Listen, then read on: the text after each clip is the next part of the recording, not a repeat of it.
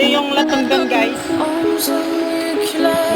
kasi guys, matibay ito sa mga bagyo kasi yung puno niya kasi nakabaon talaga yan, latundan. Yung bad side lang kasi ng mga lakatan guys, lumalabas yung ano niya, tumataas yung pinakapuno. Kaya yun, bagsak pag nadaanan ng ano, yun guys. Ouch. Hindi siguro tayo makabidyo kung paano natin gagawin to. So gagawa na lang natin ng support. Pagtatabasin natin yung mga dahon. So malakas pa guys. So